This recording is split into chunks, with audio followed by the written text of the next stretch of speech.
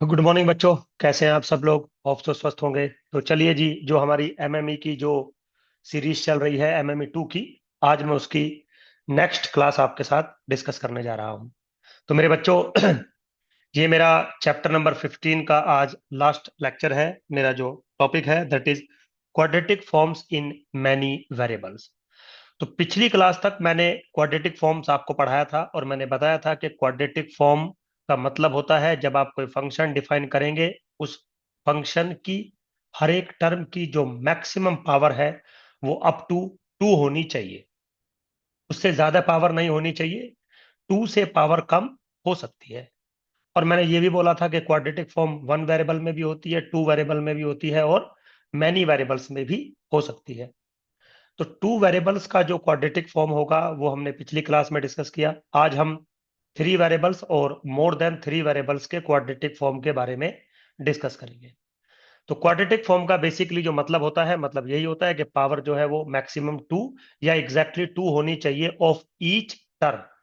इन journal जब हम पढ़ते हैं तो हम कंसीडर करके चलते हैं कि जो मेरा फंक्शन है उसकी हर एक टर्म की जो पावर है, टोटल पावर है, चाहे वो एक्स आई वेरिएबल में हो चाहे वो एक्स जे वेरिएबल में हो, वो 2 होनी चाहिए। ठीक। तो मान लीजिए इन जर्नल जो क्वाड्रेटिक फॉर्म है वो कैसे डिफाइन होगी। तो सबसे पहले तो मेरे बच्चों, मैंने मान लिया कि मेरे पास एक let x1 x2 up to dot dot xn be n variables. ठीक है, मेरे पास n वेरिएबल्स है। तो जो जर्नल क्वाड्रेटिक फॉर्म होगी इन वेरिएबल्स को मिलकर वो कैसे डिफाइन होगी? The q is equal to the function of x1 dot dot to xn which is defined as summation I goes from 1 to n summation j goes from 1 to n aij into xi into xj. So basically this expression in xi xj variable where I goes from 1 to n, j goes from 1 to n is the quadratic form in n variables. ठीक। जो ए I J है आपका यहाँ पर, जो आपका यहाँ पर ए आई जे है, this some real number, this may be positive, this may be negative, this may be zero. तो अगर एक सेकंड के लिए हम इस क्वाड्रेटिक फॉर्म को एक्सटेंड करें तो ये क्वाड्रेटिक फॉर्म कुछ ऐसे देखने को मिल सकती है: a one one x one square plus a one two x one into x two plus dot dot a one n into x one into x n plus a two one x two into x one plus up to dot dot करते हुए चले जाइए a n n into x n square. और बहुत सारी term बीच में आ सकती है। तो एक जर्नल क्वाड्रेटिक फॉर्म जो होती है एन वेरिएबल्स की, वो इस तरीके से डिफाइंड होती है। तो मेरे बच्चों, अब मैं इस क्वाड्रेटिक फॉर्म को अगर मैं मैट्रिक्स की फॉर्म में लिखना चाहूं तो कैसे लिखी जा सकती है? Now I can write this quadratic form in the matrix form as a row vector x1 x2 dot dot xn into a matrix a11 a12 up to dot dot a1n a21 a22 up to dot dot a2n and so on an1 an2 up to dot dot ann into a column vector x1 x2 dot dot xn, and this can be written as x vector का transpose into a matrix into x vector। क्यों? क्योंकि आपको बताया गया था कि vector जब भी लिखा जाता है वो कॉलम फॉर्मेट में लिखा जाता है। अब यहाँ पे जो पहले वाला वेक्टर मैंने लिखा है वो रो फॉर्मेट में है, तो मुझे एक्स का ट्रांसपोज करना पड़ेगा। ए मेरा ये मैट्रिक्स है और ये जो मेरा वेक्टर है वो सेम एक्स है जो कि कॉलम फॉर्मेट में ही लिखा है, तो मुझे एक्स को एक्स ही लिखूंगा।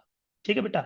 अब आप अगर चाहें मेरे बच्चों, तो ये जो मैट्रिक्स फॉर्म मैंने आपके सामने लिखी है, अगर आप इसकी मल्टीप्लाई ओपन करें तो यही चीज मिल जाएगी जो ऊपर क्वाड्रेटिक फॉर्म में लिखी हुई है। तो किसी भी क्वाड्रेटिक फॉर्म को इस तरीके से हम मैट्रिक्स फॉर्म में रिप्रेजेंट करते हैं। यहां पर जो आपका मैट्रिक्स है a, this matrix sometime, so many times we consider as a symmetric matrix, but ऐसा मैंडेटरी नहीं है। तो क्वाड्रेटिक फॉर्म का जब आप रिप्रेजेंटेशन करते हो x dash into A into x लिखकर, तो उसमें जो ए मैट्रिक्स होता है वो आप चाहें तो सिमेट्रिक भी बना सकते हैं, आप चाहें तो नॉन सिमेट्रिक मैट्रिक्स भी बना सकते हैं। तो मींस ये निकला कि आपकी जो क्वाड्रेटिक फॉर्म होती है उसकी रिप्रेजेंटेशन यूनिक नहीं होती। दो रिप्रेजेंटेशन हो सकती है, एक विद सिमेट्रिक मैट्रिक्स और एक विदाउट सिमेट्रिक मैट्रिक्स। ठीक है, सिंपल है बिल्कुल। तो चलिए एक छोटा सा अब हम एक एग्जाम्पल कंस्ट्रक्ट करते हैं आपके लिए। मान लीजिए मेरे पास एक क्वाड्रेटिक फॉर्म है, एक एग्जाम्पल कंस्ट्रक्ट करते हैं आपके लिए। मान लीजिए क्वाड्रेटिक फॉर्म है Q of x1 x2 x3, this is equal to 3x1 square plus 2x1 x3 minus x1 x2 plus x2 का होल स्क्वायर। कोई प्रॉब्लम नहीं है। तो जो मैं कह रहा था कि मैट्रिक्स रिप्रेजेंटेशन अगर आपको करनी है तो सवाल मेरा यही है कि इस क्वाड्रेटिक फॉर्म को आप मैट्रिक्स रिप्रेजेंटेशन कैसे कर सकते हैं। मेरे बच्चों देखिए, दो तरीके मैंने बताए, तो दोनों ही तरीके आज हम आपके सामने डिस्कस करेंगे। ठीक, तो सबसे पहले तो मैं इस क्वाड्रेटिक फॉर्म को ऐसे लिख सकता हूं, 3x1 square plus x1 into x3 plus x3 into x1। तो जो 2x1 x3 लिखा हुआ है इसको मैंने दो पार्ट में ब्रेक कर लिया, x1 x3 plus x3 x1, ताकि सिमेट्रिसिटी वाली टर्म मेरे पास इन्वॉल्व हो जाए। अब अगली टर्म है माइनस के x1 x2, तो मैं इसको लिख सकता हूं माइनस के 1/2 x1 इंटू x2 और माइनस के ही 1/2 x2 इंटू x1। तो टोटल मिला के तो सेम चीज बनी, लेकिन मेरे पास दोनों टर्म आ गई, x1 x2 भी आ गई और x2 x1 भी आ गई। बाकी सब टर्म जीरो है। Now plus x2 square. ठीक है, बाकी सब टर्म जीरो है, इसका मतलब है कि मैं इस पूरी इक्वेशन को या पूरी क्वाड्रेटिक फॉर्म को ऐसे भी लिख सकता हूं। कैसे, देखिए, 3x1 square plus x2 square plus 0 into x3 square. तो quadratic form in three variable में x3 भी होता है, लेकिन वो तो यहां था नहीं, तो मैंने जीरो कोफिशिएंट लगा के वो डाल दिया। मतलब ऐसा सिंपली आप डाल सकते हैं, मैंडेटरी नहीं है। माइनस के 1/2 x1 x2 माइनस के 1/2 x2 इंटू x1 प्लस के x1 x3 प्लस के x3 x1 प्लस के 0 इंटू x2 x3। ठीक है, ये एक टर्म मैंने डाल दी। तो अब इसको अगर मैं मैट्रिक्स की फॉर्म में रिप्रेजेंट करना शुरू करूं तो ये कुछ ऐसे होगा, x1 x2 x3 matrix with 3 minus के हाफ 1 माइनस के हाफ 1 1 0 0 0। अब आप समझ गए होंगे ऐसा मैं क्यों लिख रहा हूं, x1 x2 x3। ठीक है बेटा, आप इस मैट्रिक्स की फॉर्मेट को अगर ओपन करेंगे तो वही चीज मिल जाएगी जो ऊपर लिखी हुई है ना। देखिए, ये डायगोनल एलिमेंट्स क्या होता है, ये होता है x1 स्क्वायर का कोफिशिएंट, वो 3 है। ये क्या होता है, x2 स्क्वायर का कोफिशिएंट, वो 1 है। ये क्या होता है, x3 का कोफिशिएंट। ठीक है, ये वाली टर्म क्या होती है, जो ये टर्म लिखी है वो होती है x1 इंटू x2 का कोफिशिएंट, जो कि माइनस के हाफ है। फिर ये वाली टर्म क्या होती है, ये होती है x1 x3 का कोफिशिएंट। तो x1 x3 का कोफिशिएंट कितना है, 1 लिखा है। बाकी सिमेट्रिक मैट्रिक्स है, आप फिल करते हुए सारी चीजों को चले जाइए। तो यहां पे जो आपका मैट्रिक्स बना, जो रिप्रेजेंटेशन बनी x dash into A into x, उसमें जो ए मैट्रिक्स है ये सिमेट्रिक है। अब चाहें तो आप इस रिप्रेजेंटेशन को नॉन स्क्वायर मैट्रिक्स या नॉन सिमेट्रिक मैट्रिक्स में भी दे सकते हैं। जैसे जो मेरी क्वाड्रेटिक फॉर्म थी, मैं उसको फिर से लिखता हूं, Q of x1 x2 x3 क्या थी मेरी, 3x1 square plus 2x1 x3 minus x1 x2 plus x2 square. मान लीजिए मैंने ऐसे लिख लिया। अब मैं आपसे एक सवाल पूछ रहा हूं कि क्या मैं इस फॉर्म को ऐसे लिख सकता हूं?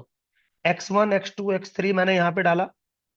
Now this is 3, now this is -1, now this is 2, 0 1 0 0 0 0।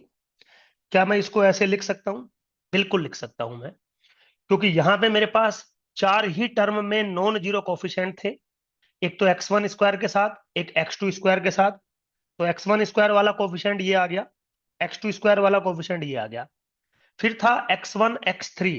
तो x1 और x3 का कोफिशिएंट 2 है, तो वो मैंने यहां ले लिया। x3 x1 का कोफिशिएंट मैंने जीरो कर दिया। तो मैं अगर चाहूं तो ये रिप्रेजेंटेशन जो आपके सामने मैंने लिखी है, इसको भी मैं मैट्रिक्स रिप्रेजेंटेशन दे सकता हूं, x dash b into x. तो मेरे बच्चों, क्वाड्रेटिक फॉर्म बहुत सारे तरीके से लिखी जा सकती है। मैं इसको भी चाहूं तो और फर्दर एक अनदर वे से भी लिख सकता हूं, कोई प्रॉब्लम नहीं है, ठीक है। बट इन जनरल हम जब क्वाड्रेटिक फॉर्म लिखते हैं तो जो मैट्रिक्स बनता है वो सिमेट्रिक मैट्रिक्स बन के आता है। ये थंब रूल है, कोई प्रॉब्लम नहीं है। तो ये था quadratic form in an variables and उसकी मैट्रिक्स रिप्रेजेंटेशन। तो एग्जाम हॉल में आपसे पूछ लिया जाता है, एक क्वाड्रेटिक फॉर्म दे देगा और बोलेगा कि इसको मैट्रिक्स फॉर्म में रिप्रेजेंट करिए with the corresponding symmetric matrix and with the corresponding another asymmetric matrix या नॉन सिमेट्रिक मैट्रिक्स। तो रिप्रेजेंट करने का तरीका मैंने आपको समझाया, ठीक। अब जैसा कि हम लोग अगर हम आगे बढ़े, तो मेरा टॉपिक है sign of a quadratic form. तो जैसा कि मैं पहले भी आपसे बात कर चुका हूं कि क्वाड्रेटिक फॉर्म का मतलब होता है पावर दो होना, ठीक। जो बीच के साइन होते हैं वो कुछ भी हो सकते हैं, प्लस माइनस समथिंग समथिंग। तो वो कहता है कि जो आपका फंक्शन है जिसको आप क्वाड्रेटिक फॉर्म कह रहे हो, क्या आप ये बता सकते हो, क्या आप ये क्लेम कर सकते हो कि इस फंक्शन की वैल्यू हमेशा पॉजिटिव होगी, हमेशा नेगेटिव होगी, हमेशा नॉन नेगेटिव होगी, या हमेशा नॉन पॉजिटिव होगी? या क्या इसकी वैल्यू हो सकती है for every value of x1 x2 x3 and xn, जिसको हम रिप्रेजेंट करते थे डेफिनाइटनेस के साथ? तो आप डेफिनाइटनेस लिखो या sign of the quadratic form लिखो, सेम बात है। लेकिन अभी थोड़ा सा कॉम्प्लिकेटेड सिस्टम इसलिए बन गया क्योंकि अब मेरे पास जो वेरिएबल है वो दो नहीं है, अब मेरे पास n वेरिएबल्स है। तो वो ये कहता है कि अगर आपके पास एक क्वाड्रेटिक फॉर्म है कोई भी, तो सबसे पहले उसका साइन क्या बनेगा, या वो पॉजिटिव डेफिनाइट है या नेगेटिव डेफिनाइट है, ये तो बात की बात है। सबसे पहले आप उसको किसी भी सिमेट्रिक मैट्रिक्स के साथ रिप्रेजेंट कर सकते हैं। तो सबसे पहला जो मेरा आता है वो ये कहता है कि a symmetric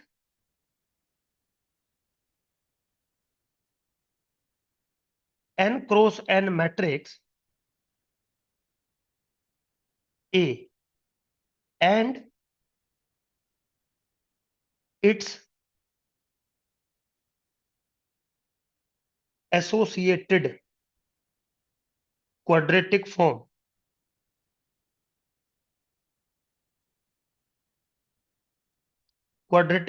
Q is equal to x dash into A into x. मतलब जो मैट्रिक्स की नेचर होगी वही उसके कोरस्पोंडिंग या एसोसिएटेड क्वाड्रेटिक फॉर्म की नेचर होगी। तो कह रहा है कि अगर आप एक सिमेट्रिक मैट्रिक्स लेते हैं n क्रॉस n का, और इसके कोरस्पोंडिंग जो क्वाड्रेटिक फॉर्म है x dash into A X are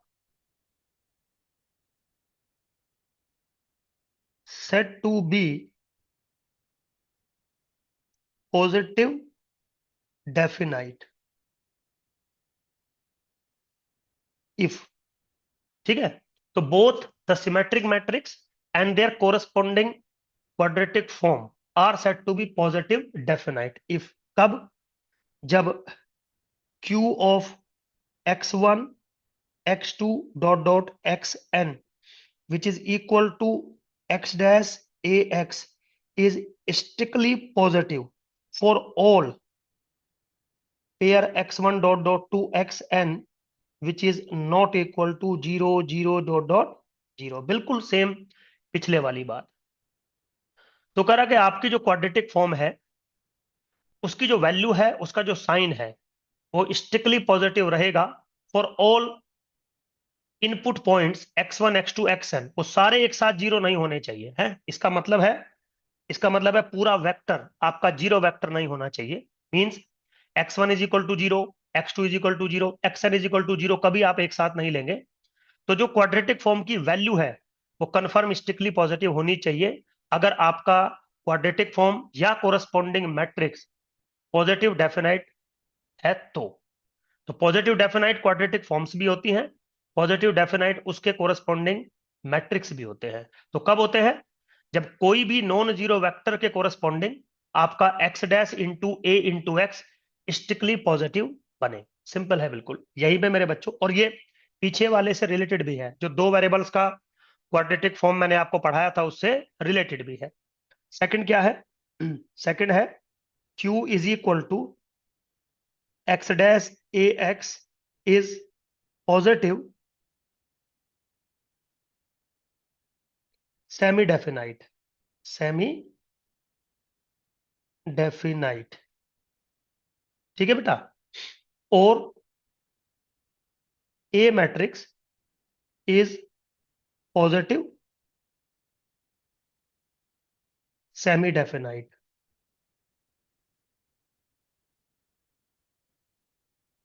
if the q is equal to x dash ax is greater than equal to 0 for all x1 x2 up to dot dot xn belongs to Rn। मेरे बच्चों बिल्कुल simple है, कोई rocket science नहीं है, और ये पहले भी मैं बता चुका हूं। जब पॉजिटिव सेमी डेफिनाइट देखेंगे तो जो आपका वेक्टर है x1 x2 xn, इस पे कोई कंडीशन नहीं लगेगी, ये सारा एक साथ जीरो भी हो सकता है, बट जो वैल्यू बनेगी वो greater than equal to zero बननी चाहिए। ठीक।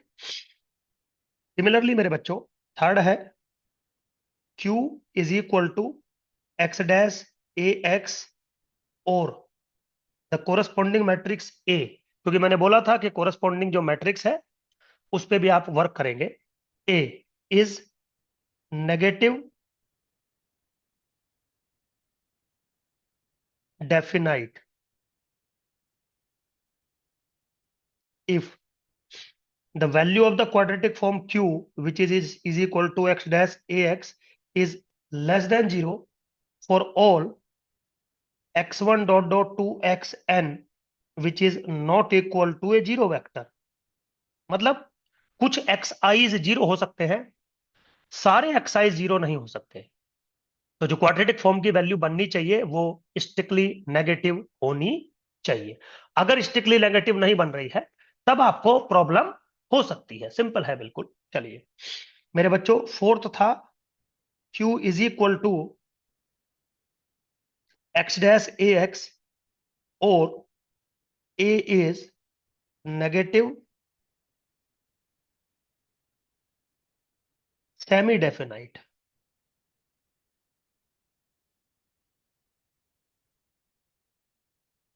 If q is equal to x dash A x is less than equal to 0 for all x1 dot dot to xn belongs to Rn। तो यहां पे क्या हो गया? वो जो नॉन जीरो वाली कंडीशन थी वो हट गई, और जो क्वाड्रेटिक फॉर्म की जो साइन आ गई वो आ गई less than equal to zero, negative definite. ठीक है बेटा।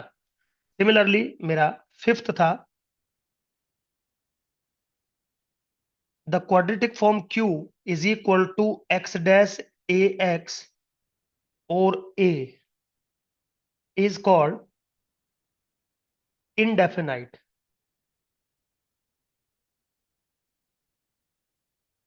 is called indefinite if there exist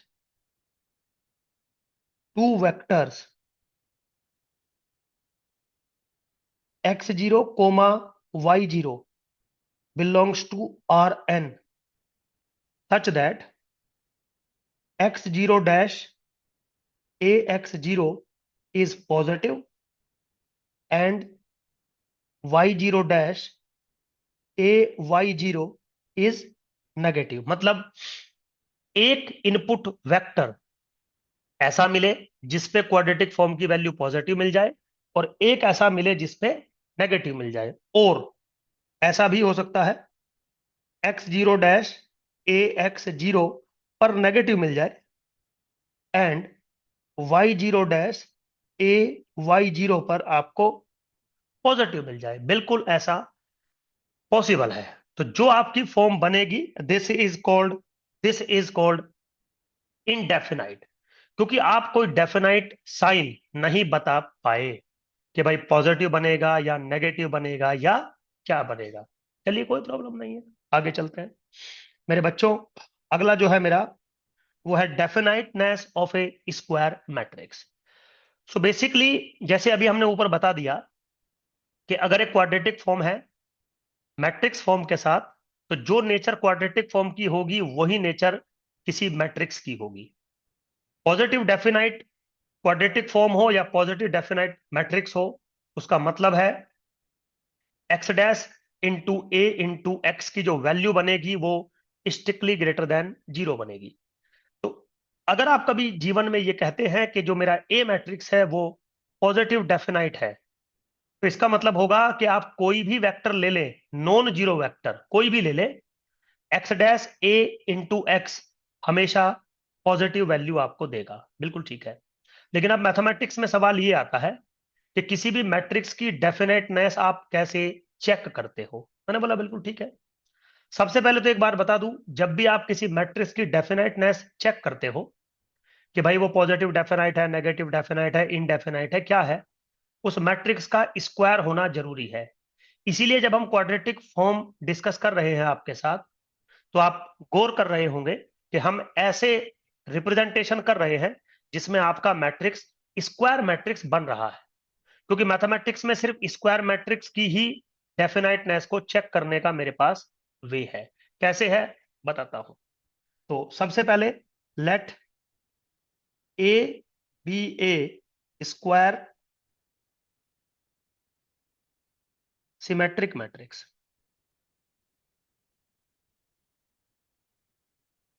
ठीक है। तो जो टॉपिक मैं पढ़ाने जा रहा हूं, डेफिनाइटनेस ऑफ ए मैट्रिक्स, उसके लिए स्क्वायर मैट्रिक्स होना चाहिए और वो एक सिमेट्रिक मैट्रिक्स होना चाहिए। देन जो उसकी कैटेगरी है, number one, A is positive definite. Positive definite. ठीक है मेरे बच्चों। If and only if and only if का मतलब समझते हैं, टू वे इंप्लीकेशन। तो ए अगर स्क्वायर मैट्रिक्स है, तो पिछली क्लासेस में हमने एक टर्म पढ़ाई थी आपको, आइगन वैल्यूज। तो आपको पता है कि अगर ए कोई स्क्वायर मैट्रिक्स है और उसका ऑर्डर है n क्रॉस n, तो कन्फर्म उसकी n आइगन वैल्यूज बनेगी। सारी पॉजिटिव बन सकती हैं, सारी नेगेटिव, सारी रियल, सारी कॉम्प्लेक्स, बला बला चीजें वो आइगन वैल्यूज वाले चैप्टर में हमने डिस्कस किया है। तो वो ये कहता है कि ए कोई मैट्रिक्स होगा आपका पॉजिटिव डेफिनाइट कब, जब उसकी सारी आइगन वैल्यूज स्ट्रिक्टली पॉजिटिव होंगी। तो क्या रूल बना, A is positive definite if and only if all eigen values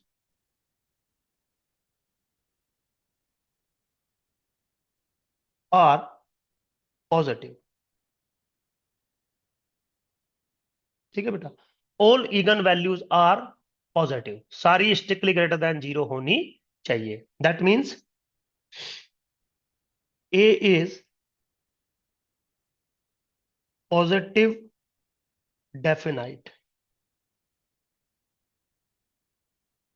if and only if all eigenvalues lambda I is strictly greater than 0 for all I where lambda I is eigenvalues of A। तो कोई भी matrix positive definite तब होता है जब उसकी सारी eigen value strictly positive होती है। कोई दिक्कत नहीं। चलिए, सेकंड है A is positive semi definite.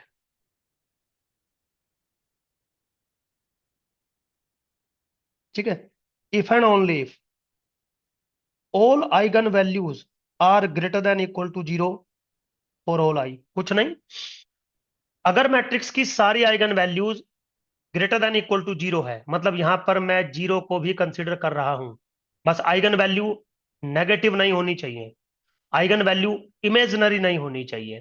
तो सारी आइगन वैल्यूज अगर ग्रेटर देन इक्वल टू 0 है, तो आपका जो मैट्रिक्स होगा वो कंफर्म पॉजिटिव सेमी डेफिनाइट होगा। ठीक, चलिए थर्ड है,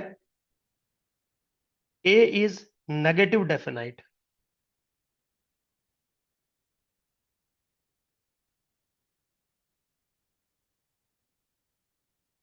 if and only all eigen values are strictly negative for all I। अब तो कोई ज्यादा एफर्ट लगा नहीं है, समझ में आ गया होगा सब कुछ। फोर्थ है, A is negative semi definite।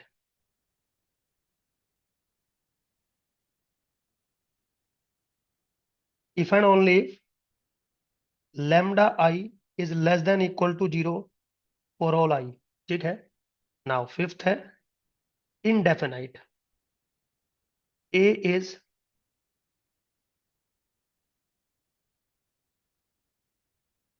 indefinite if and only if क्या है, जब सारी आइगन वैल्यूज ना तो पॉजिटिव हो ना तो नेगेटिव हो, मतलब कुछ पॉजिटिव हो और कुछ नेगेटिव हो, है ना। जीरो से मतलब नहीं है ना, कुछ पॉजिटिव हो और कुछ नेगेटिव हो। तो आप कैसे लिख सकते हो, लिख सकते हो at least two eigen values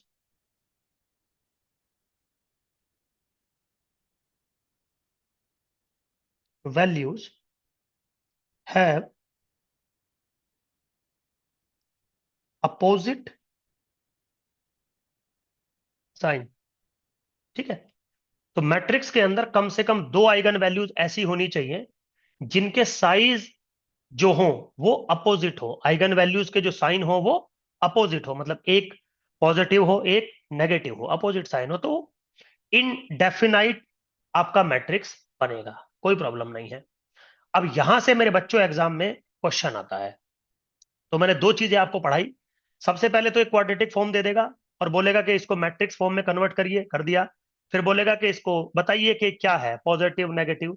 तो जब क्वाड्रेटिक फॉर्म को आप मैट्रिक्स फॉर्म में रिप्रेजेंट करोगे तो वहां से एक मैट्रिक्स मिलेगा, वहां से मैट्रिक्स मिलेगा तो उसकी आइगन वैल्यूज आपको निकालनी पड़ेंगी। आपने आइगन वैल्यू निकाली और उसके बेसिस पे रूल आपको मैंने समझा दिया। ठीक, तो एक क्वेश्चन हम लोग ले लेते हैं, एक एग्जाम्पल हम लोग ले लेते हैं बेटा। एग्जाम्पल क्या है, एक क्वाड्रेटिक फॉर्म है Q which is 5x1 square plus x1 x2 minus 3x1 x3 plus 3x2 x1 plus x2 square minus 2x2 x3 plus 5x1 x3 plus 2x3 x2 plus x3 square. एक quadratic form है। एक चीज का ध्यान रखिएगा, quadratic form वो अपनी मर्जी से कैसे भी लिखे, किसी भी तरीके से लिखे, डजंट मैटर। आप जब उसको मैट्रिक्स की फॉर्म में रिप्रेजेंट करेंगे तो मैट्रिक्स सिमेट्रिक होगा।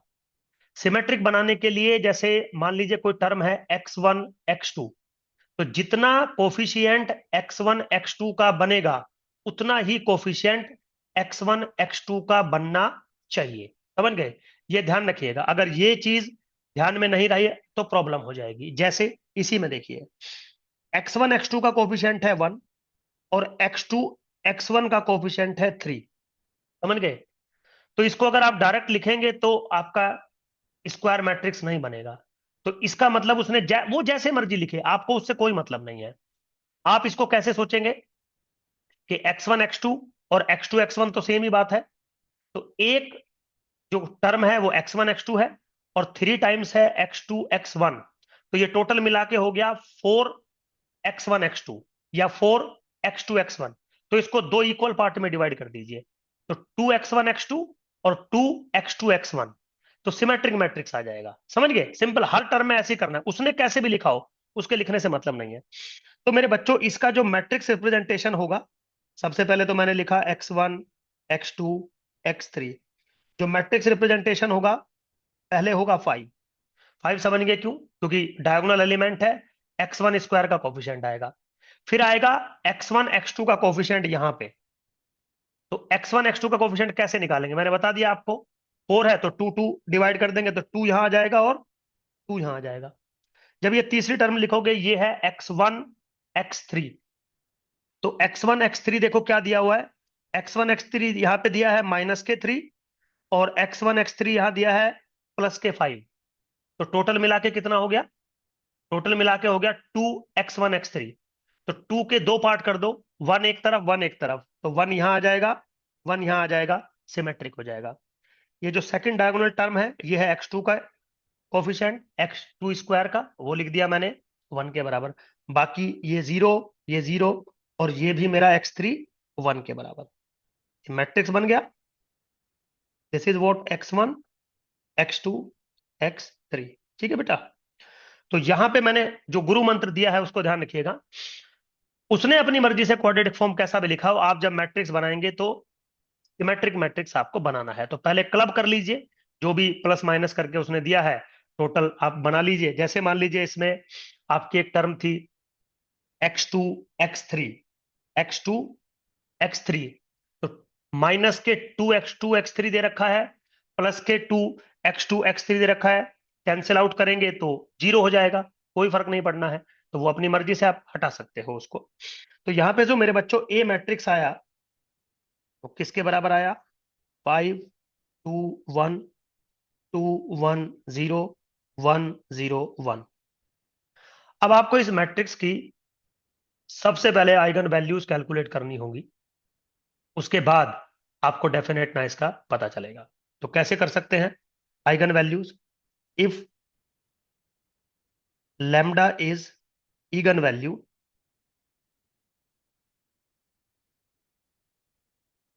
देन आपको सिखा रखा है determinant of A minus lambda I is equal to 0।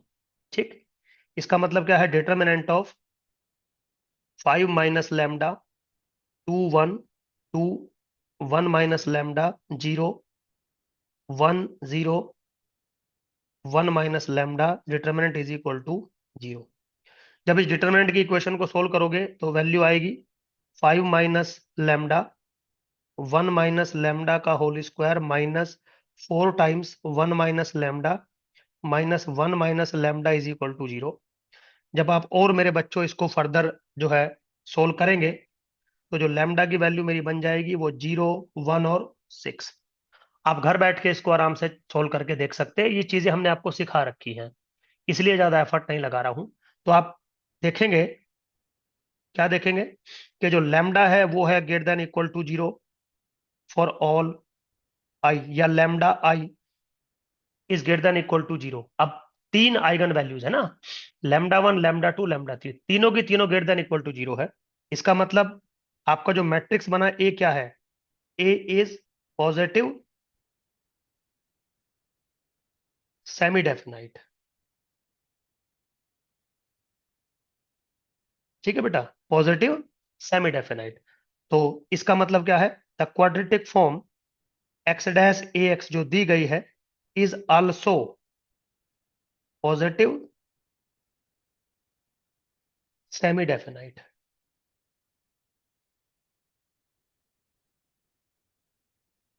क्या मिला?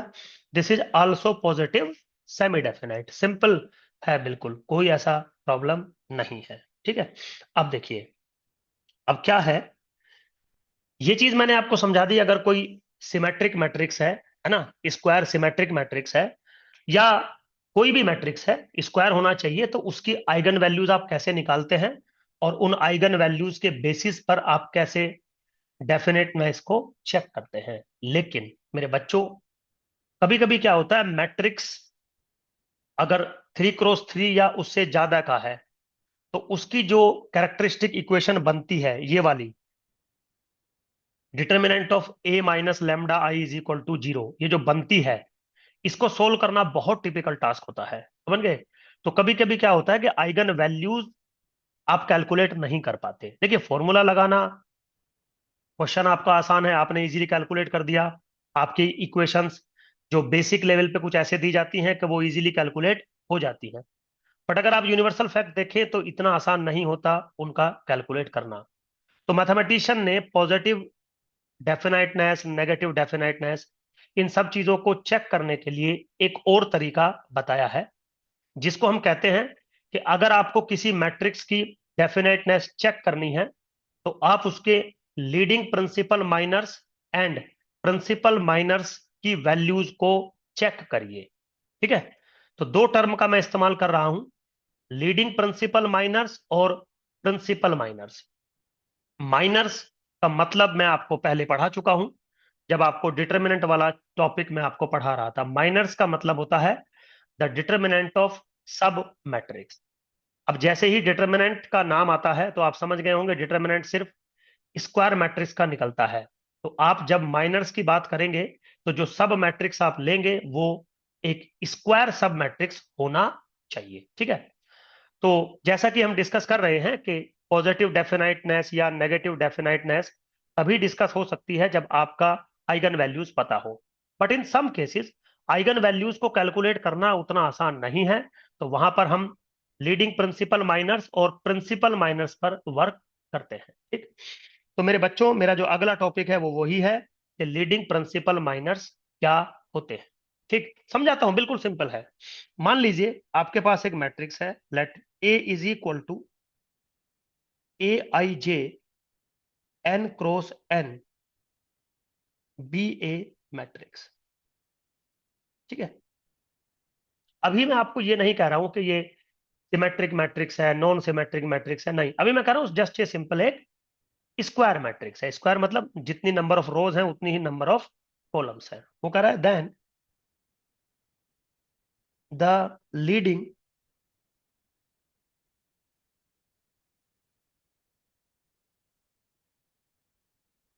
Principal miners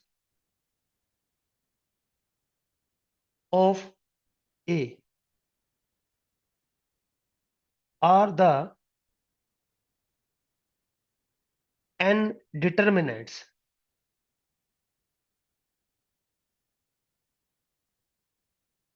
are the n determinants dk is equal to the determinant of a11 a12 dot dot a1k a21 a22 a2k up to so on ak1 ak2 up to dot dot akk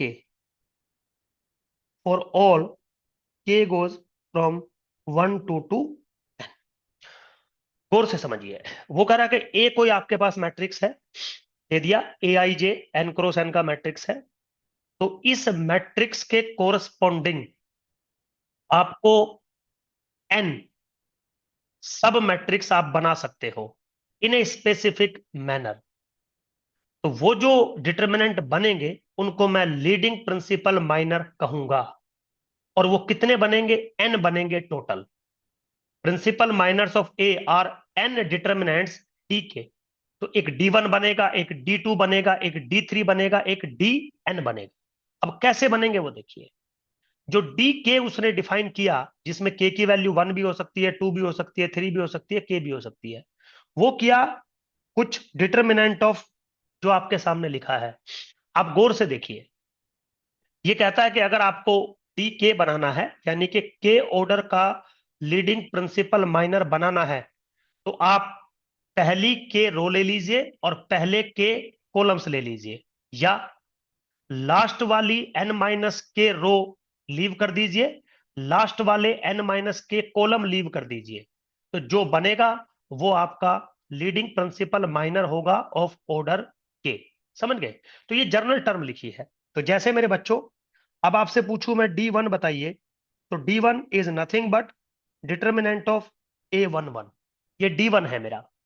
अगर आपसे पूछूं D2 बताइए, तो this is nothing but determinant A11, A12, A21, A22 आ गया जी।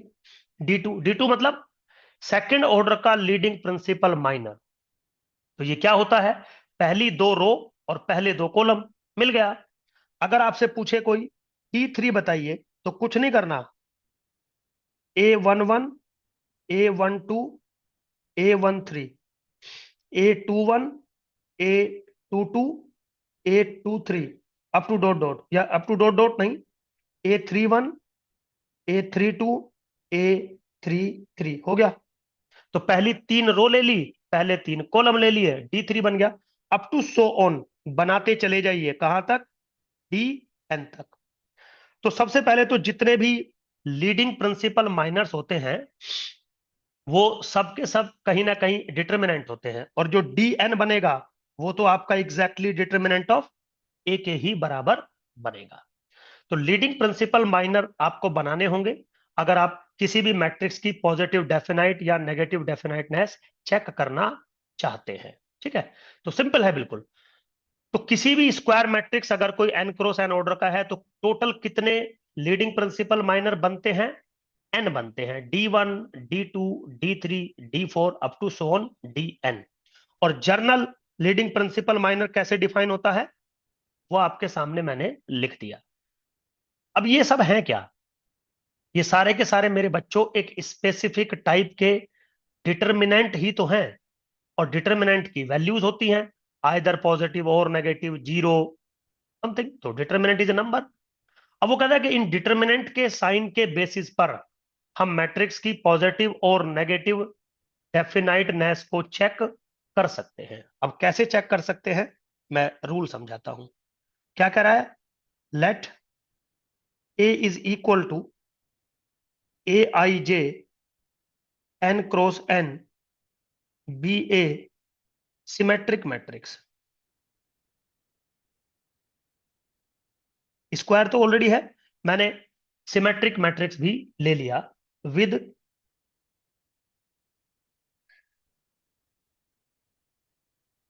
Leading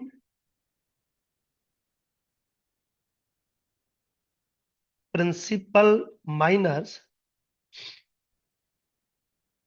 D K, where K goes from 1 to n। वो कह रहा है कि जो ए मैट्रिक्स है उसके लीडिंग प्रिंसिपल माइनर मुझे पता है, वो डी के है। देन नेचर कैसे डिसाइड होगी, number one, A is positive definite, A is positive definite if and only if dk is positive for all k। इसको समझिए, वो कह रहा है कि अगर आप आइगन वैल्यूज नहीं निकाल सकते हैं मैट्रिक्स की, तो आप ए मैट्रिक्स के सारे लीडिंग प्रिंसिपल माइनर निकाल लीजिए डी के। वो कह रहा है कि अगर सारे लीडिंग प्रिंसिपल माइनर डी के फॉर ऑल के, यानी कि D1, D2, D3, D4, DN सारे अगर स्ट्रिक्टली पॉजिटिव हैं, तो आपका जो मैट्रिक्स होगा वो कंफर्म पॉजिटिव डेफिनाइट मैट्रिक्स होगा। चलिए, कोई प्रॉब्लम नहीं है। अब बारी आती है मेरे बच्चों सेकंड की, which is a is negative definite. ठीक है, अब यहां पे मैंने पॉजिटिव सेमी डेफिनाइट अभी आपके साथ डिस्कस नहीं किया है। उसका रीजन ये है, पॉजिटिव सेमी डेफिनाइट थोड़ा सा टिपिकल है। थोड़ा सा टिपिकल क्यों है, क्योंकि वो लीडिंग प्रिंसिपल माइनर डी के रेस्पेक्ट में डिफाइन नहीं होता, वो होता है पी के रेस्पेक्ट में, और पी के होता है प्रिंसिपल माइनर। तो अभी मैं डिस्कस करूंगा प्रिंसिपल माइनर क्या होता है, या लीडिंग प्रिंसिपल माइनर और प्रिंसिपल माइनर में क्या डिफरेंस होता है। तो सबसे पहले जो अभी हमने डी के डिफाइन किया है, एक बार हम डी के रेस्पेक्ट की सारी बातें कर लेते हैं। तो वो कह रहा है कि A is a negative definite if and only if, तो दोनों तरफ वॉल्यूम है, -1 to the power k into dk must be positive for all k। अब इस चीज को गौर से समझिए, वो कह रहा है कि आपका जो मैट्रिक्स होगा ए वो नेगेटिव डेफिनाइट होगा अगर ये वाला एक्सप्रेशन सेटिस्फाई होता है। तो ये एक्सप्रेशन कौन सा है? -1 टू दी पावर के इंटू डी के इज पॉजिटिव। तो -1 टू दी पावर के अगर मैं कंसीडर करूं और मैं के की वैल्यू 1 ले लूं तो इसका मतलब क्या है? माइनस डी के इज पॉजिटिव, यानी कि डी के इज नेगेटिव, यानी कि D1 इज नेगेटिव।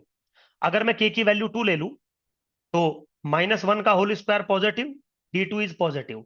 इसका मतलब नेगेटिव डेफिनाइट अगर आपको मैट्रिक्स बताना है तो आपके जो लीडिंग प्रिंसिपल माइनर है उनके साइन अल्टरनेट होने चाहिए starting from negative.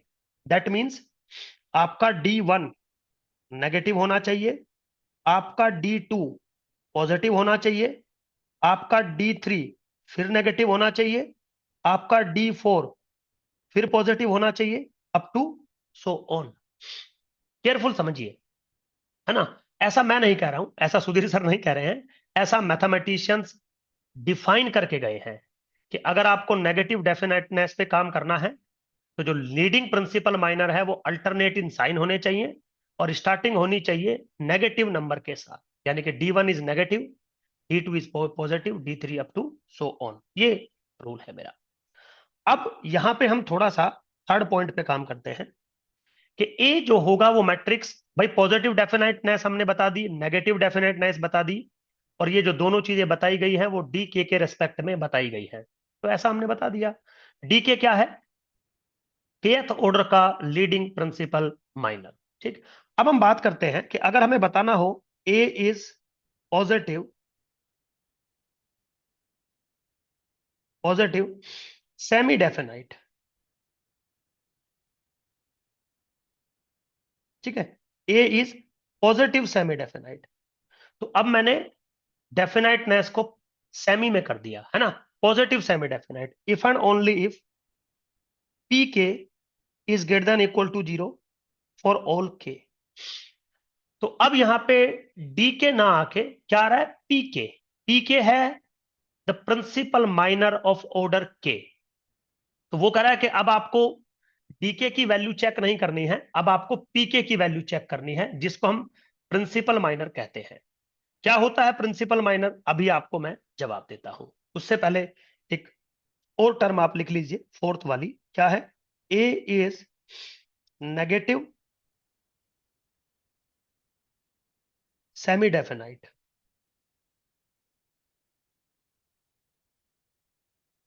A is negative semi definite if and only if -1 to the power k into pk is greater than equal to 0 for all k।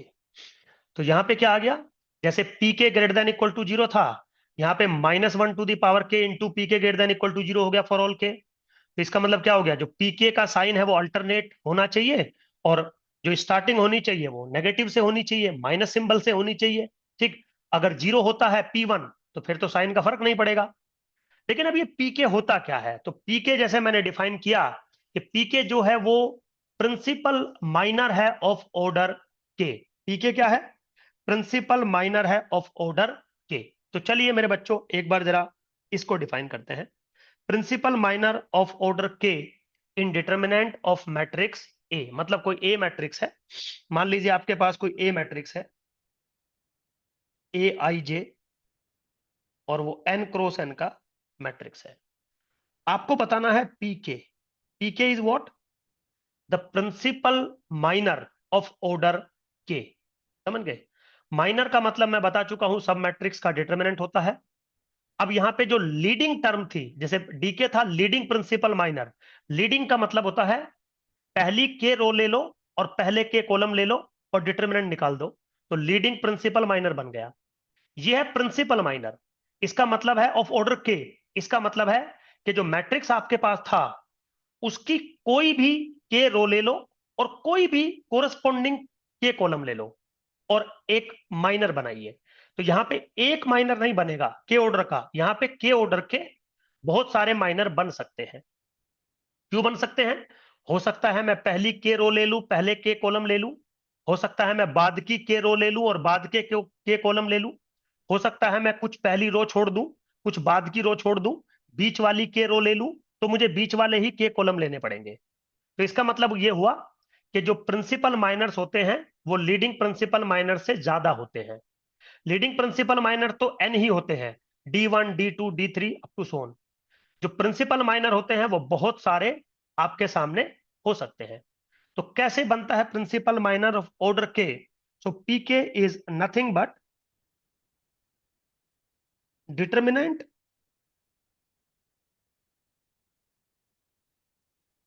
Of any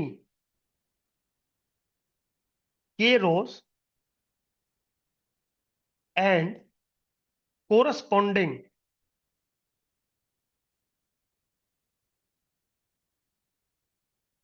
के columns is called principal minor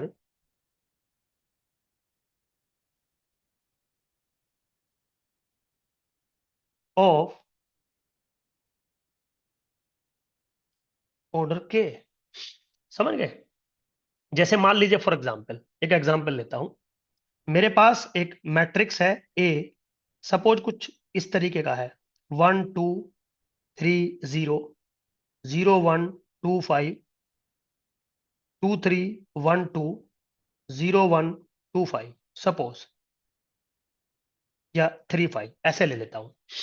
4x4 का एक matrix है, आपको चाहिए P3।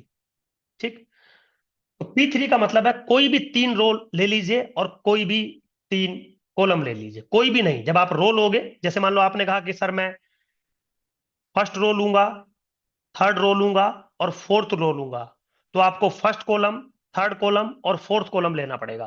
आप बोलोगे नहीं नहीं सर, मैं तो फर्स्ट रो लूंगा, सेकंड रो लूंगा और फोर्थ रो लूंगा, तो आपको first column, second column, third column लेने पड़ेंगे। तो बहुत सारी पॉसिबिलिटीज बन सकती है। तो पी के यहां पे कैसे बन सकता है? एक तो ऐसे बन सकता है, डिटर्मिनेंट ऑफ 1 2 3 0 1 2 2 3 1। तो बेसिकली ये तो D3 हो गया, लेकिन आप चाहे तो P3 ये भी बना सकते हैं। क्या बना सकते हैं? 1 2 0 0 1 5 2 3 2, ये भी बना सकते हैं। इसमें आपने क्या किया, फर्स्ट रो, सेकंड रो और फोर्थ रो ले ली, है ना? नहीं, आपने थोड़ा सा गलत बना दिया। 1 2 0 मैंने फर्स्ट रो ले लिया, तो फर्स्ट कॉलम ले लिया, और 0, एक सेकंड मेरे बच्चों, शायद कुछ गलती होगी हमसे, फिर से कर देते हैं, हम डिसाइड फिर से कर देते हैं। हमने क्या किया है, P3 मैं एक और बनाना चाहता हूं, एक मिनट। आप फर्स्ट रो, थर्ड रो और फोर्थ रो ले लीजिए। तो जब आप फर्स्ट रो लेंगे और थर्ड रो और फोर्थ रो, तो वन, और कॉलम भी फिर आपको मतलब सेकंड रो और सेकंड कॉलम छोड़ दीजिए, आप बात खत्म। तो सेकंड रो और सेकंड कॉलम अगर आप छोड़ोगे, तो 2 1 और 2 0 1 और 0 और 3 और 5, ये लीजिए। ठीक है, तो मैंने इसमें सेकंड रो छोड़ दी और सेकंड कॉलम छोड़ दिया, तो 3x3 का बन गया। तो ऐसे बहुत सारे प्रिंसिपल माइनर्स बनाए जा सकते हैं। जितने भी प्रिंसिपल माइनर जा सकते हैं वो सारे के सारे आपको लेने होंगे। ये मतलब होता है प्रिंसिपल माइनर्स का। तो लीडिंग प्रिंसिपल माइनर में के ऑर्डर के पहली के रो लेनी होती है, पहले के कॉलम लेने होते हैं। प्रिंसिपल माइनर में कोई भी के रो ले लो और उनके कोरस्पॉन्डिंग के कॉलम आपको लेने पड़ेंगे। तो जैसा कि यहां पे हम देख रहे हैं, हमने फर्स्ट रो ली है, थर्ड रो ली है और फोर्थ रो ली है।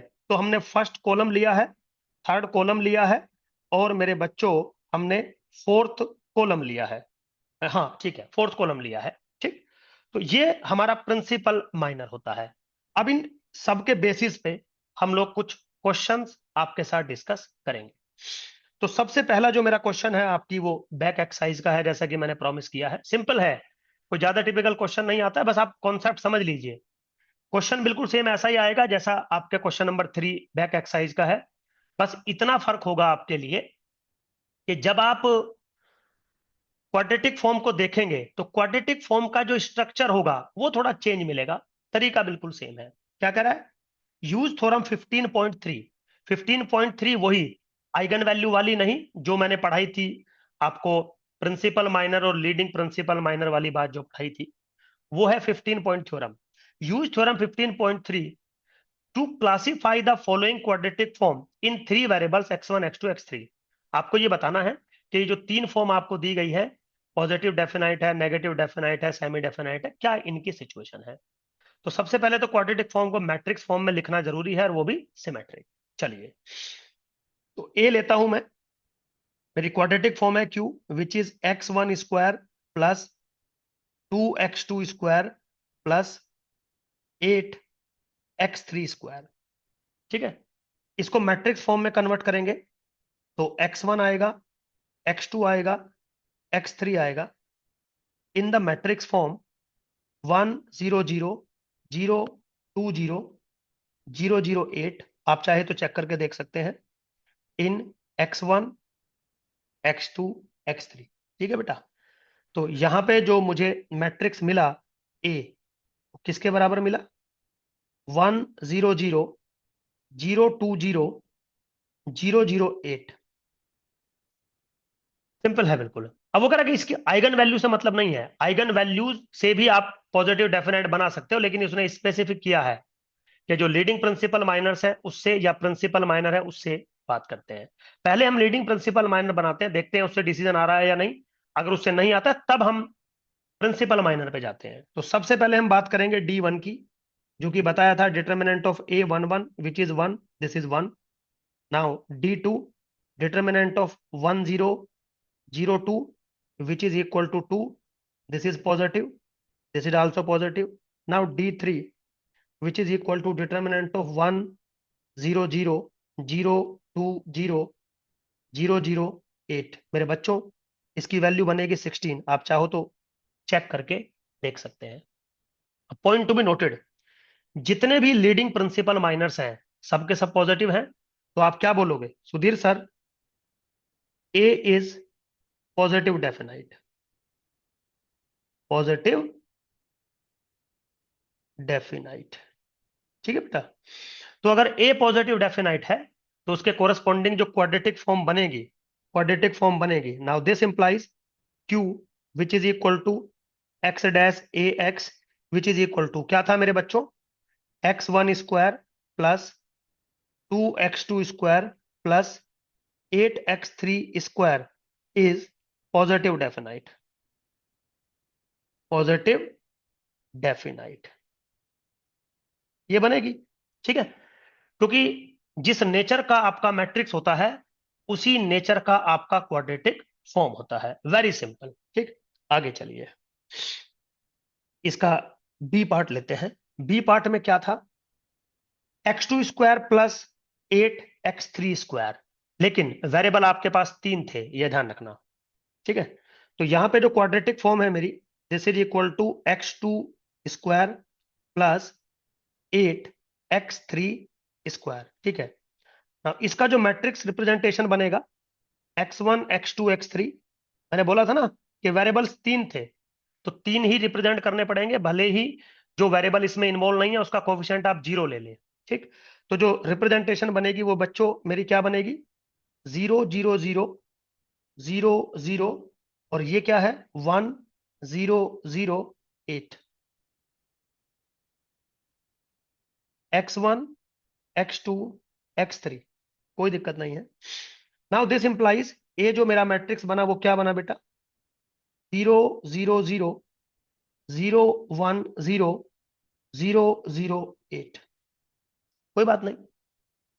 अब सबसे पहले बात करते हैं इसके D1 की। D1 की वैल्यू बनेगी 0, आप चेक कर लेना। बात करते हैं D2 की, D2 की वैल्यू भी 0 बनेगी। बात करते हैं D3 की, ये भी 0 बनेगा। लेकिन पॉइंट टू बी नोटेड, जो डीज है या तो वो पॉजिटिव बनने चाहिए या तो वो अल्टरनेट इन साइन बनने चाहिए, अगर आपको पॉजिटिव डेफिनाइट या नेगेटिव डेफिनाइट करना है तो। लेकिन यहां पर D1 D2 और D3 तीनों के तीनों जो है 0 बन रहे हैं, तो यहां से कोई डिसीजन नहीं होगा। तो आपको क्या करना पड़ेगा, प्रिंसिपल माइनर पे जाना पड़ेगा। तो प्रिंसिपल माइनर सबसे पहले आप निकालेंगे P1, P1 फर्स्ट ऑर्डर का प्रिंसिपल माइनर। अब फर्स्ट ऑर्डर का प्रिंसिपल माइनर कैसे निकल सकता है, मतलब आपको एक रो लेनी है और एक कॉलम लेना है, कोई भी रो लीजिए, कोरस्पॉन्डिंग कॉलम ले लीजिए। अगर मैं पहली रो पहला कॉलम लूं तो P1 की वैल्यू क्या बनेगी, 0। अगर मैं दूसरी रो दूसरा कॉलम लूं तो P1 की वैल्यू क्या बनेगी, 1। तीसरी रो तीसरा कॉलम लूं तो क्या बनेगी वैल्यू, 8। तो P1 की टोटल वैल्यू मिलके आई 3। समझ गए, इसलिए मैं कह रहा था कि रुक जाइए, अभी एक एग्जांपल लूंगा आपके सामने। तो P1 मेरा 3 वैल्यू दे रहा है, क्योंकि P1 का मतलब है आप 1 क्रॉस 1 का माइनर आप बनाएंगे, कोई भी एक रो और उसके कोरस्पॉन्डिंग कॉलम ले लिए। आप ऐसे नहीं ले सकते कि पहली रो और दूसरा कॉलम, नहीं, पहली रो पहला कॉलम या तो, दूसरी रो दूसरा कॉलम, तीसरी रो तीसरा कॉलम, क्योंकि एक रो और एक कोरस्पॉन्डिंग कॉलम आपको लेना है। तो आप जो मर्जी करिए, P1 की वैल्यू जो है 1, 0 और 8 आएगी। अब बारी आती है P2 की। P2 का मतलब है कोई भी दो रो ले लीजिए और उनके कोरस्पॉन्डिंग कॉलम ले लीजिए। तो फॉर एग्जाम्पल, आप अगर पहली दो रो और पहले दो कॉलम लेते हैं तो वैल्यू आपको 0 ही मिलेगी, ठीक है। आप पहली रो ले लीजिए और थर्ड रो ले लीजिए, तो पहला कॉलम और थर्ड कॉलम आपको देखने को मिलेगा, तो जो आपकी वैल्यू बनेगी वो अगोन अगेन 0 बनेगी, ठीक। आप सेकंड रो, मतलब सेकंड रो और थर्ड रो ले लीजिए, तो सेकंड कॉलम और थर्ड कॉलम आपको देखने को मिलेगा, तो जो P2 की वैल्यू बनेगी वो 8 बनेगी। आप एक बार चाहो तो चेक कर सकते हो, ठीक। जितनी भी पॉसिबिलिटी हो बन सकती है सब लेनी है आपको, दो रो लेनी है, दो कॉलम ले लिए, ठीक है। वैल्यू रिपीट होगी तो हटा देंगे, क्योंकि वैल्यू से मतलब है। अब बारी आती है P3 की। P3 मतलब 3 रो 3 कॉलम, तो 3 रो और 3 कॉलम तो इसमें है ही, इसकी भी वैल्यू 0 के बराबर ही आ रही है। तो अब आप एक चीज को नोटिस करेंगे कि जो पी के हैं आपके, they are greater than equal to 0 for all K. आप चाहे कोई भी ले वैल्यू, P1 की वैल्यू लें, P2 की, P3 की, कोई भी वैल्यू लें, इक्वेशन क्या सेटिस्फाई हो रही है कि P K is greater than equal to 0 for all K. और ऐसा कब होता है, जब पॉजिटिव सेमी डेफिनेट होता है। तो आप क्या बोलेंगे, now this implies A is positive semi definite, semi definite, या this implies the quadratic form Q of x1 x2 x3 किसके बराबर था, x2 square plus 8 x3 square is positive semi definite. ठीक है बेटा, बिल्कुल सिंपल, ठीक। अब हम आते हैं सी पार्ट पर। सी पार्ट क्या था, minus K 3x1 square plus 2x1 x2 minus के x2 square plus 4x2 x3 minus के 8x3 स्क्वायर। चलिए, तो क्वाड्रेटिक फॉर्म मेरी क्या थी, Q is equal to minus K 3x1 square plus 2x1 x2 minus के x2 square plus 4x2 x3 minus के 8x3 square. इसकी क्वाड्रेटिक फॉर्म अगर लिखी जाए तो x1 x2 x3 मैट्रिक्स अगर बीच में बनाया जाए, और ध्यान रखना क्वाड्रेटिक फॉर्म उसने कैसे भी दी हो, आपको जो मैट्रिक्स बनाना है सिमेट्रिक वर्जन में बनाना है। तो ये बनेगा माइनस के 3 1 0 1 0 माइनस के 1 2 2 माइनस के 8, x1 x2 x3। चलिए, ए मैट्रिक्स मिल गया आपको। तो सबसे पहले तो आप मेरे बच्चों डिटर्मिनेंट पे काम करेंगे, मतलब जो लीडिंग प्रिंसिपल माइनर है। जब लीडिंग प्रिंसिपल माइनर कोई जवाब नहीं देगा तब आपको प्रिंसिपल माइनर पे जाना है। तो सबसे पहले D1 which is determinant of minus के 3, नाउ दिस इज माइनस के 3 नेगेटिव। चलिए, D2 which is determinant of minus के 3 1 1 और माइनस के 1 विच इज वॉट 3 माइनस के 1 विच इज इक्वल टू 2। ठीक है, चलिए कोई बात नहीं। अब आएगा आपका D3, D3 is what determinant of A which is equal to minus K 4। आप चाहो तो चेक करके देख सकते हैं। तो क्या हुआ, D1 नेगेटिव आया, D2 पॉजिटिव आया, D3 फिर से नेगेटिव आया, तो क्या हो गया? The matrix is negative definite. तो क्या कहोगे? A is negative definite, negative definite. तो मेरे बच्चों, जो आपकी क्वाड्रेटिक फॉर्म है Q which is equal to x dash A x is negative definite, negative definite. बिल्कुल सिंपल क्वेश्चन आता है यहां से, कोई भी ऐसा टिपिकल टास्क नहीं है। चलिए अगला क्वेश्चन। नेक्स्ट क्वेश्चन क्या कर रहा है? Suppose A is a positive semi definite and symmetric matrix, prove that if A is positive definite if determinant of A is non zero. बिल्कुल सिंपल है, क्या है? Let A be a positive semi definite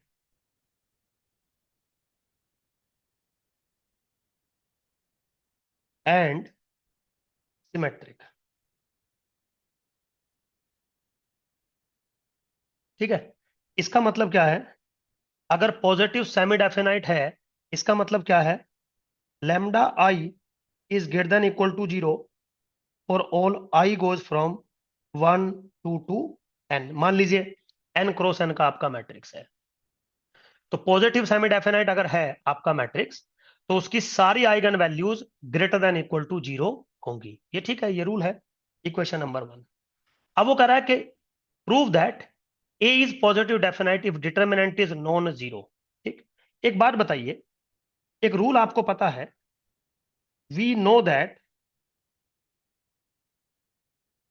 if lambda 1 lambda 2 dot dot lambda n are the eigen values of A. अगर lambda 1 lambda 2 lambda n eigen values है ए की, तो confirm determinant of A is nothing but the product of eigen values. ये rule है, आपको पहले भी बताया गया है। ठीक, अब वो कह रहा है कि आपका जो सिनेरियो है वो कुछ इस तरीके का है कि डिटर्मिनेंट इज नॉन जीरो। तो आप क्या कहोगे? Since determinant is non zero, इसका मतलब क्या है? Lambda 1 into lambda 2 dot dot lambda n is non zero. भाई जब determinant of A product of lambdas के बराबर है और determinant of A non zero है, तो प्रोडक्ट ऑफ लैम्डाज भी नॉन जीरो होगा। और अगर सारी आइगन वैल्यूज का प्रोडक्ट नॉन जीरो है, तो इसका एक ही मतलब है कि lambda I is not equal to zero for all i. समझ गए? Equation number 2। मतलब कोई भी आइगन वैल्यू जीरो नहीं हो सकती, क्योंकि डिटरमिनेंट अगर एक भी आइगन वैल्यू जीरो हो गई तो डिटरमिनेंट जीरो हो जाएगा। वो कह रहा है डिटरमिनेंट जीरो नहीं है, तो सारी आइगन वैल्यूज जितनी भी होंगी, किसी की भी वैल्यू जीरो नहीं होगी। और इक्वेशन नंबर 1 क्या कह रही है?